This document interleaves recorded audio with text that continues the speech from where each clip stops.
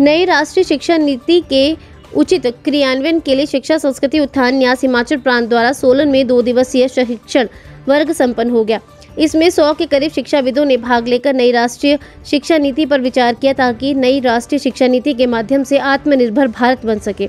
व इस शिक्षा का उचित प्रयोग युवा कर सके। शिक्षा संस्कृति उत्थान न्यास हिमाचल प्रांत के सह संयोजक सुरेश शर्मा ने बताया कि इस 2 दिवसीय शिक्षण वर्ग का मुख्य उद्देश्य नई राष्ट्रीय शिक्षा नीति पर शिक्षाविदों से विस्तृत चर्चा करना है ताकि नई राष्ट्रीय शिक्षा नीति राष्ट्र निर्माण में काम आ सके। उन्होंने कहा कि इसमें प्रदेश के 100 के करीब शिक्षाविदों ने 2 दिनों तक भाग लिया। वहीं शिक्षाविदों ने इस शिक्षण वर्ग को बेहद लाभकारी बताते हुए कहा कि नई राष्ट्रीय शिक्षा नीति का किस तरह से युवाओं शोधकर्ताओं को संपूर्ण लाभ मिल सके, इस पर विस्तृत चर्चा हुई। उन्होंने कहा कि राष्ट्रीय शिक्षा नीति आत्मनिर्भर भारत बनाने में किस कदर कारगर साबित होगी, इन सभी मुद्दों पर विस्तृत चर्चा की गई। इसका मुख्य उद्देश्य जो है वो शिक्षा के क्षेत्र में जो है वो भारतीय परंपरा उसको आगे बढ़ाना, शिक्षा के अंदर में जो कुरीतियाँ हैं उनको दूर करके और भारतीय शिक्षा परंपरा को जो है वो एक वैल्यू एजुकेशन जिसको कह सकते हैं कि सिर्फ सर्टिफिकेट क्वालिफिकेशन जो है वो उस तरह की शिक्षा ना हो, एक वैल्यू एजुकेशन हो जिससे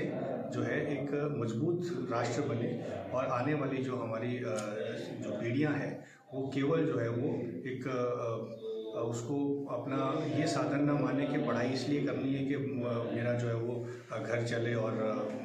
एक इनकम का जो सोर्स मानकर हम चलते हैं, लेकिन ये एक राष्ट्र निर्माण के लिए जो है शिक्षा होनी चाहिए, वैल्यू के साथ में होनी चाहिए, संस्कारों के साथ में होनी चाहिए। इसलिए जो हमारी पुरानी जो एक शिक्षा व्यवस्था थी, गुरुकुल वगैरह जो जिस तरह की शिक्षा पद्धति हुआ करती थी, उस तरह की शिक्षा पद्धति में क्या क्या चीज़ें थी जो आज हमारे से छूट गई है पीछे। तो जो भारतीय ज्ञान परंपरा है उस परंपरा को मौजूदा शिक्षा के अंदर में लेकर आना और शिक्षा की व्यवस्था को सुधार करना जिससे एक मजबूत राष्ट्र बने, एक मजबूत समाज बने। आज सोलन में 2 दिवसीय शिक्षा संस्कृति उत्थान न्यास के तत्वाधान में एक शिक्षक और शोधार्थी शिक्षण वर्ग यहाँ संपन्न हुआ, जो बेहद योजक आत्मनिर्भर भारत शिक्षा से आत्मनिर्भर भारत का निर्माण कैसे हो सकता है वो चर्चा हमारी रही। उस चर्चा के माध्यम से हमारा मुख्य उद्देश्य यही रहा कि शिक्षा को हमने व्यावसायिक ना होते हुए व्यवहारिक हमने बनाना है, जिसमें जो शिक्षा के माध्यम से जो भी विद्यार्थी है वो अपना कर्तव्य बोध समझे, अपना समाज के प्रति उसका क्या कर्तव्य बोध है उसको समझे, एक नागरिक के रूप में उसका क्या कर्तव्य बोध है उसको समझे, और जो भी हमारी शिक्षा में व्याप्त कुरीतियाँ हैं उनको हम कैसे दूर कर पाएंगे उस पर बृहद चिंतन हमारी तरफ से रहा है। जैसे कि मैंने बताया कि जो आज के संदर्भ में जो शिक्षा नीति है उसमें उसका बहुत महत्वपूर्ण योगदान रहने वाला है शिक्षा में व्याप्त विसंगतियां और जो विकृतियां हैं उनको हटाने के लिए। तो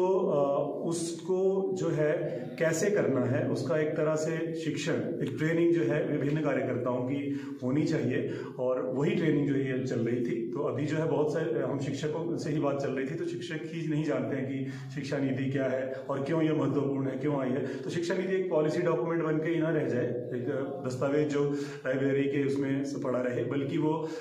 एक विमर्श में आए और एक प्रैक्टिकल रूप में, व्यवहारिक रूप में उसका क्रियान्वयन हो, ताकि उसमें जो विभिन्न मूल्यों की चर्चा की गई है, जैसे कि शिक्षा जो है वो सिर्फ और सिर्फ थ्योरेटिकल ही ना हो, बल्कि शिक्षा जो है एक प्रैक्टिकल हो, वहाँ से सिर्फ जीविकोपार्जन ही नहीं, वहाँ से ऐसे प्रोडक्ट निकले जो भारत देश और समाज में जो भी प्रॉब्लम्स वगैरह रहती है उनको भी सोल्यूशन लेके आए। तो ऐसा प्रोडक्ट तभी निकलेगा जब इस नीति का क्रियान्वयन हो। तो उसके क्रियान्वयन के लिए जो है हमारे एक तरह से वर्कफोर्स तैयार हो रही है इस शिक्षण जो हमारी ट्रेनिंग है उसके बाद में। हिमाचल प्रश्न के लिए सोलन से जैस्मिन की रिपोर्ट।